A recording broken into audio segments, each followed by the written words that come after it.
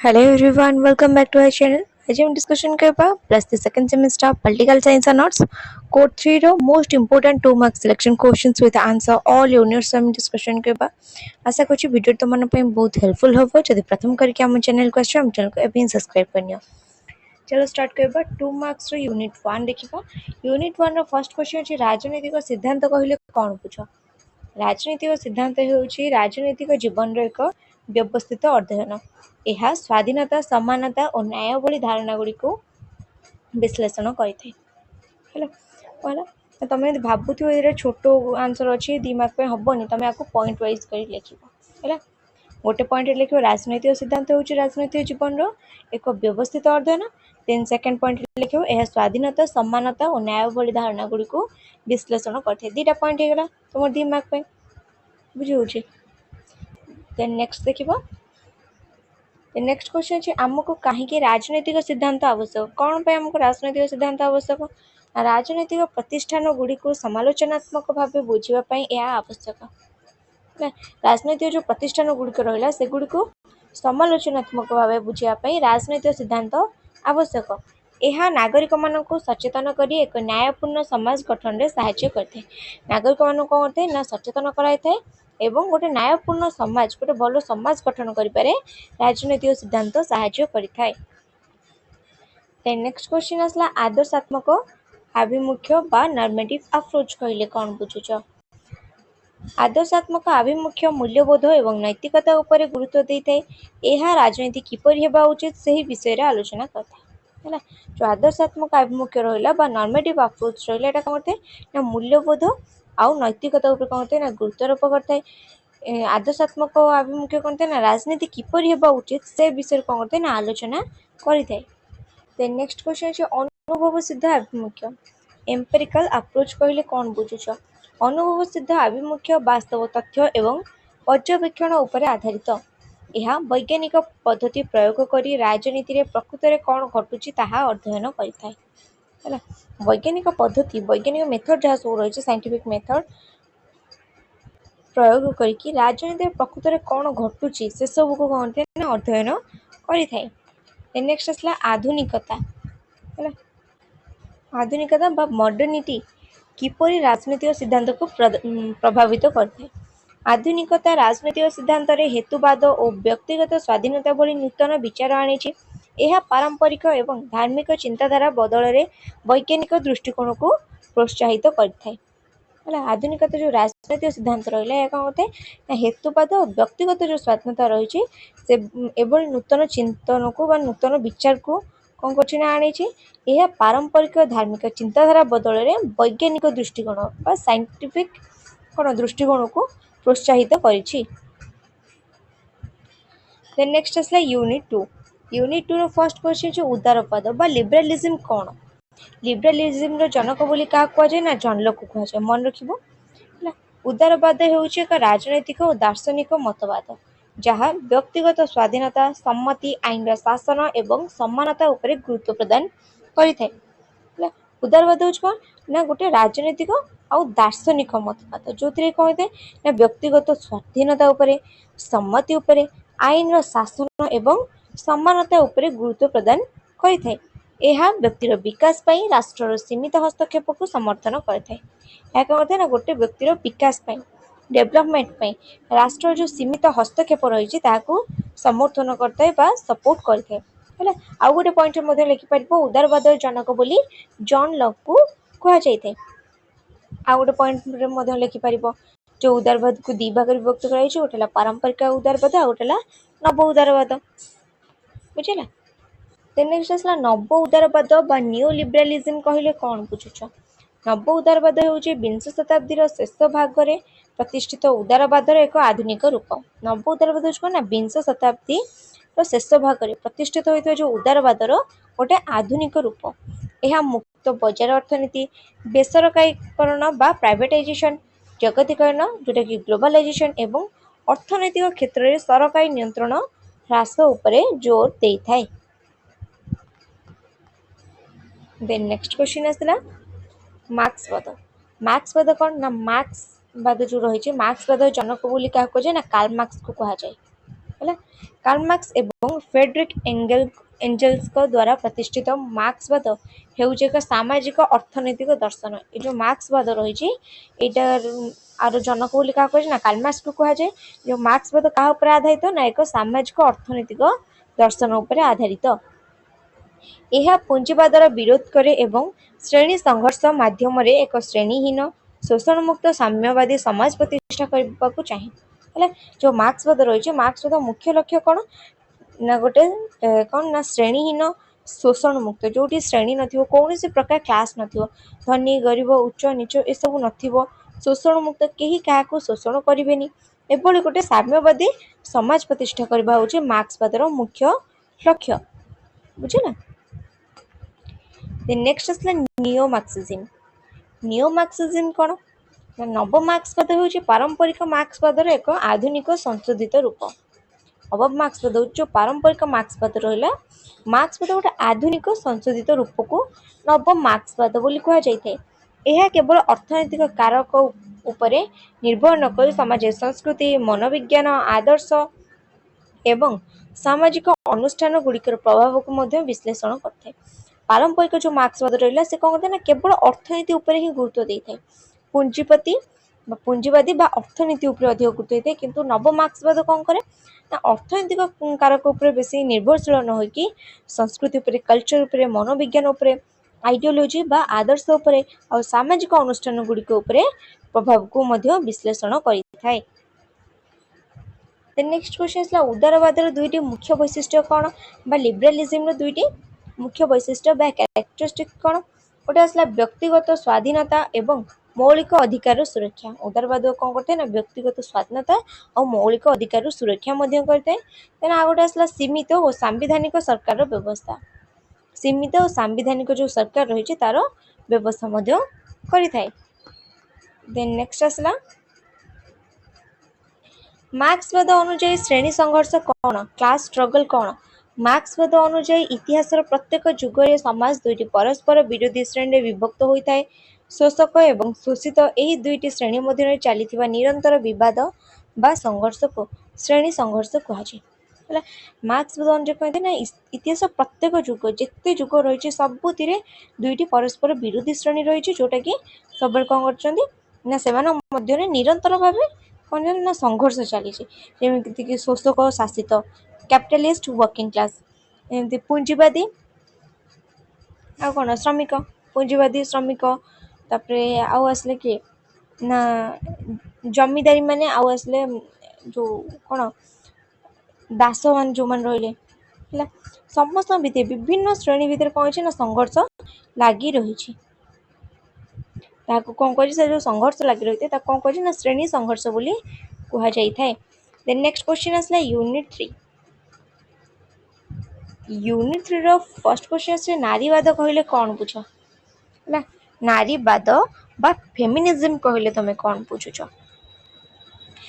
ନାରୀବାଦ ହେଉଛି ଏକ ସାମାଜିକ ଓ ରାଜନୈତିକ ଆନ୍ଦୋଳନ ବା ଚିନ୍ତାଧାରା ଯାହା ପୁରୁଷ ଓ ମହିଳାଙ୍କ ମଧ୍ୟରେ ସମାନ ଅଧିକାର ଏବଂ ସୁଯୋଗ ସୃଷ୍ଟି କରିବା ଉପରେ ଗୁରୁତ୍ୱ ଦେଇଥାଏ। ଏହା ପୁରୁଷ ପ୍ରାଧାନ୍ୟ ସମାଜର ବିରୋଧ କରେ ଏବଂ ମହିଳାମାନଙ୍କର ମୁକ୍ତି ଓ ସମାନତା ପାଇଁ କାର୍ଯ୍ୟ କରେ। କଣ କହିଲା ନା ନାରୀବାଦ ହେଉଛି କଣ? ନାରୀବାଦ ହେଉଛି ଗୋଟେ ସାମାଜିକ ଓ ରାଜନୈତିକ ଆନ୍ଦୋଳନ ଆଉ ବା ଚିନ୍ତାଧାରା ଯୋଉଟା କି କଣ କରେ ନା ପୁରୁଷ ଓ ମହିଳାମାନଙ୍କ ମଧ୍ୟରେ ସମାନ ଅଧିକାର ପ୍ରଦାନ କରିବା ପାଇଁ, ସମାନ ସୁଯୋଗ ସୃଷ୍ଟି କରିବା ପାଇଁ ଗୁରୁତ୍ୱ ପ୍ରଦାନ କରିଥାଏ।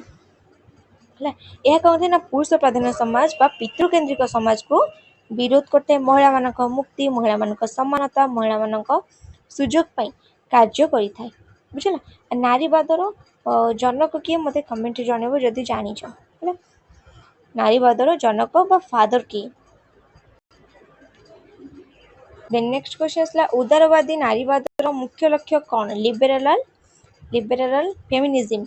ଉଦାରବାଦୀ ନାରୀବାଦର ମୁଖ୍ୟ ଲକ୍ଷ୍ୟ ହେଉଛି ଆଇନଗତ ଏବଂ ରାଜନୈତିକ ସଂସ୍କାର ମାଧ୍ୟମରେ ମହିଳାମାନଙ୍କୁ ପୁରୁଷମାନଙ୍କ ସହ ସମାନ ସୁଯୋଗ, ଶିକ୍ଷା, ଚାକିରି ଏବଂ ମତାଧିକାର ପ୍ରଦାନ କରିବା। ହେଲା, ତାର ମୁଖ୍ୟ ଲକ୍ଷ୍ୟ କଣ ନା ଆଇନଗତ ରାଜନୈତିକ ସଂସ୍କାର ମାଧ୍ୟମରେ ଯୋଉ ମହିଳାମାନେ ରହିଲେ ମହିଳାମାନଙ୍କୁ ଓ ପୁରୁଷମାନଙ୍କୁ ସମାନ ସୁଯୋଗ ପ୍ରଦାନ କରିବା, ସମାନ ଶିକ୍ଷା ପ୍ରଦାନ କରିବା, ଚାକିରି କ୍ଷେତ୍ରରେ ଏବଂ ମତାଧିକାର ଅଧିକାର ମଧ୍ୟ ପ୍ରଦାନ କରିବା। नेक्स्ट आसला उत्तर आधुनिकता एटा मोस्ट इंपोर्टेंट क्वेश्चंस गोटे यूनिट 3 उत्तर आधुनिकता पादर दुईटी मुख्य वैशिष्ट्य कौन दुईटी मुख्य वैशिष्ट्य गोटे अच्छी यह कौन सी गोटे सार्वजन सत्य बा परम तत्व को स्वीकार करे नाही जो उत्तर आधुनिकतावाद रहा है गोटे सार्वजन बा यूनिवर्सल सत्य बा परम तत्व कौन करे ना स्वीकार करे नाही यह विभिन्नता बहुमुखिता एवं स्थानीय ज्ञान को अधिक गुरुत्व प्रदान करते लोकल नॉलेज को कौन करते ना अधिक गुरुत्व प्रदान करिथाए नेक्स्ट क्वेश्चन आसला उत्तर आधुनिकवादर अनुसार क्षमता और ज्ञान संपर्क कौन उत्तर आधुनिकतावाद अनुसार क्षमता पावर और ज्ञान बा नॉलेज भितर कौन संपर्क रही उत्तर आधुनिक चिंतक जेपरिक मिसेल फुको अनुसार ज्ञान और क्षमता परस्पर सह गभीर भाव जड़ित उत्तर आधुनिक चिंतक किए ना मिसेल फुको मन रखिबो अनुसार क्षमता और ज्ञान होउछन परस्पर गभीर भाव जड़ित ज्ञान माध्यम समाज क्षमतार प्रयोग करा जाए एवं क्षमताधारी श्रेणी निज स्वार्थ अनुसार सत्य बा ज्ञान सृष्टि करते ज्ञान माध्यम कहते ना समाज क्षमतार प्रयोग कराइए बा पावर यूटिलाइज कराइए आउ रहा क्षमताधारी कौन कहे ना श्रेणी निज स्वार्थ अनुसार सत्य बा ज्ञान को सृष्टि करिथाए नेक्स्ट क्वेश्चन आसला सबुज राजनैतिक तत्व सबुज राजनैतिक तत्व कौन ना सबुज राजनैतिक तत्व होउछि एक परिवेश केंद्रिक चिंताधारा जहाँ राजनीति अर्थनीति एवं समाज को परिवेश सुरक्षा दृष्टिकोण विचार करे यह प्रकृतिर सुरक्षा निरंतर विकास बा बासस्थल संतुलन उपरे प्राधान्य देइथाए सबुज राजनैतिक तत्व कौन ना परिवेश केंद्रिक चिंताधारा जोटा कौन करते ना राजनीति है पॉलिटिकल उपरे अर्थनीति उपरे आउ कौन करते ना समाज को परिवेश सुरक्षा दृष्टिकोण विचार करते यह कौन करते ना प्रकृतिर सुरक्षा उपाय निरंतर विकास बा सस्टेनेबल डेवलपमेंट एवं बासस्थल संतुलन उपरे प्राधान्य देते बा गुरुत्व प्रदान कर नेक्स्ट क्वेश्चन है परिवेश केंद्रिकता कौन सबुज राजनीतिक तत्व परिवेश केंद्रिकता कहले केवल मनुष्य नुहे बरं समग्र प्रकृति उद्भिद एवं जीव जगत को केन्द्र में रखी नीति प्रणयन करने को बुझाए यह मानव केंद्रिक चिंताधारा विरोध करते जो परिवेश केंद्रिकता रहा कौन करते ना मानव केंद्रिक चिंताधारा उपरे बा चिंताधारा को विरोध करता है समग्र प्रकृति उद्भिद जीव जगत को केन्द्र करिकी नीति प्रणयन करने यह बुझाई थाए नेक्स्ट क्वेश्चन आसला बहु संस्कृतिवाद एटा मध्ये मोस्ट इंपोर्टेंट क्वेश्चन बहु संस्कृतिवाद कहले कौन बुझ ना बहु संस्कृतिवाद एक सामाजिक एवं राजनीतिक दर्शन जहाँ गोटे समाज बा राष्ट्र मध्य विभिन्न सांस्कृतिक जातिगत और धार्मिक गोष्ठीर सह अवस्थान एवं सेमानक स्वतंत्र परिचय को स्वीकृति और सम्मान जणाइबा उपरे गुरुत्व प्रदान करता बहु संस्कृतिवाद ना गोटे सामाजिक और राजनीतिक दर्शन हूँ बहु संस्कृतिवाद जहाँ कौन करते ना गोटे समाज हो बा राष्ट्र मध्य जो विभिन्न संस्कृतिर लोक मान रहिले विभिन्न जातिर लोक मान रहिले विभिन्न धर्मर लोक मान रहिले सेमानक गोष्ठीर सह अवस्थान बा एका संगे रहिबाकू बा सेमानक स्वतंत्र परिचय को स्वीकृति प्रदान करबा सम्मान जणाइबा उपरे गुरुत्व प्रदान करते नेक्स्ट आसला बहु संस्कृतिवाद रे सांस्कृतिक बहुलवादर गुरुत्व कौन कल्चरल प्लुरालिज्म रो गुरुत्व कौन रही सांस्कृतिक बहुलवाद बा सांस्कृतिक बहुलवाद एक गणतांत्रिक समाज मध्य संख्यालघु बा पछुआ गोष्ठी गुड़िक से निजस्व सांस्कृतिक परंपरा भाषा एवं परिचय बजाय रखा स्वतंत्र अधिकार और सुरक्षा प्रदान करते तो सांस्कृतिक बहुलवाद रहिले सेटा कौन करते ना गोटे गणतांत्रिक और समाज मध्य संख्यालघु हूँ पछुआ गोष्ठी हूँ बा दलित जाति हूँ निष्पेषित हूँ से निजस्व सांस्कृतिक परंपरा हो भाषा हो परिचय हो से सब को बजाय रखापी स्वतंत्र अधिकार और सुरक्षा प्रदान करते किए ना बहु संस्कृतिवाद बुझेला देन आम यूनिट 4 देखिए यूनिट 4 ऑफ फर्स्ट क्वेश्चन है नागरिकता बा सिटीजनशिप कहले कौन बुझुछ नागरिकता हेउछ एक निर्दिष्ट राष्ट्र रे जने व्यक्तिर आईनगत सदस्यता यह द्वारा व्यक्ति राष्ट्र पक्षर समस्त सामाजिक और राजनीतिक अधिकार पाई थाए एवं राष्ट्रपति निजर कर्तव्य संपादन करे नागरिकता होछ ना गोटे निर्दिष्ट राज्य रे जने व्यक्तिर आईनगत सदस्यता यह द्वारा कहते ना व्यक्ति राष्ट्र पक्षर समस्त सामाजिक हो राजनैतिक अधिकार पाई थाए एवं राष्ट्रपति निजर कर्तव्य कौन करते ना संपादन करि थाए। नेक्स्ट आसला सागरिक समाज सॉरी सागरिक नो एटा हो नागरिक समाज है ये जस्ट मिस्टेक हो नागरिक समाज हो सिविल सोसाइटी संज्ञा दियो परिवार एवं राष्ट्र व्यतीत समाज स्वेच्छासेवी गठन संगठन क्लब एवं अण सरकारी संस्था गुड़िकर समाहार को नागरिक बा नागरिक समाज बोली कहुए बुझला कहला ना परिवार राष्ट्र व्यतीत परिवार और राष्ट्र को छाड़देला समाज जो स्वेच्छासेवी संगठन रही क्लब रही अण सरकारी संस्था गुड़िक रही से समस्त समाहार को कौन कहुए ना नागरिक बोली कहुए नागरिक समाज बोली कहुए यह सरकार चाप सृष्टि कर जनसाधारण को स्वार्थ रक्षा करते या कहते ना सरकार प्रेसर देते चाप सृष्टि करता है जहाद्वारा कि जनसाधारण को स्वार्थ रक्षा कर नेक्स्ट क्वेश्चन आसला वेलफेयर स्टेट बा मंगलकारी राष्ट्र बा जन मंगलकारी राष्ट्र है मोस्ट इम्पोर्टेंट क्वेश्चन कहले भूल हेनी कि मंगलकारी राष्ट्र कहले कौन बुझ ये जनमंगल बा वेलफेयर स्टेट 5 मार्क्स आसो बुझे जो राष्ट्र केवल आईन श्रृंखला रक्षा नक निजर समस्त नागरिक सामाजिक और अर्थनैतिक निरापत्ता शिक्षा स्वास्थ्य और सर्वनिम्न आवश्यकता पूरण पर कार्य करें मंगलकारी राष्ट्र बोली कहुए जो राष्ट्र कौन कहे ना केवल आईन श्रृंखला एसबू रक्षा न करी जो समस्त तार नागरिक मान रही निज नागरिक मान सामाजिक सुरक्षा करता है अर्थनैतिक सुरक्षा करता है सांस्कृतिक सुरक्षा करते विभिन्न प्रकार सुरक्षा करते शिक्षा स्वास्थ्य सर्वनिम्न आवश्यकता जमी खाद्य वस्त्र बासगृह पूरण करने साहाय्य करता है जनमंगलकारी राष्ट्र बोली कहुए जनमंगलकारी राष्ट्र हूँ नागरिक गोटे प्रकृत बंधु परी बा मार्गदर्शक बुझल जनमंगलकारी राष्ट्र बा मंगलकारी राष्ट्र नागरिक मान माने जन्म ठारू मृत्यु पर्यंत से मानको सुरक्षा करबा होची कहार दायित्व ना मंगलकारी राष्ट्र नेक्स्ट क्वेश्चन गांधीजी अनुसार स्वराज धारणा कौन यहाँ प्रीवियस क्वेश्चन आसला गांधीजी अनुसार स्वराज धारणा कौन ना स्वराज अर्थ हूँ निजर शासन बा आत्मनियंत्रण स्वराज निजर राज करवा निजर शासन बा आत्मनियंत्रण गांधीजी मतरे यह केवल विदेशी शासन मुक्ति नथिला बरं व्यक्तिगत और सामाजिक स्तर में संपूर्ण नैतिक अर्थनैतिक और राजनैतिक स्वाधीनता थिला गांधीजी जो कहते स्वराज स्वराज निजर केवल स्वाधीनता बा विदेशी जो शासन था से केवल मुक्ति पाइबार ना व्यक्तिगत भाव सामाजिक स्तर में स्वाधीनता रहा कथा कहुई संपूर्ण नैतिक अर्थनैतिक राजनैतिक माने विभिन्न क्षेत्र में स्वाधीनता लाभ करने गांधीजी कहते बुझेगा एति तुम 2 marks most important selection questions with answer आशा कर वीडियो तुम बहुत हेल्पफुल हम ऑलरेडी 8 मार्क्स सिलेक्शन क्वेश्चंस इसका आंसर प्रोवाइड हो सारी जो भी देखी ना प्लेलिस्ट चेक करके देखिपार ओके और जब वीडियो भल लगुच तो लाइक कमेंट शेयर कर बिल्कुल भी भूलनी तुम फ्रेंड मान सहित शेयर कर तुम मैंने हेल्पफुल होगा सहित तुम फ्रेंड मैंने हेल्पफुल हे जब प्रथम करके आम चैनल को आम चैनल को सब्सक्राइब करनी बहुत इंपोर्टेंट जिन तुमको जानवा मिल ओके एग्जाम रिलेटेड सब किसी तुम पाइज और जहाँ भी डाउट हो मत कमेंट जना ओके।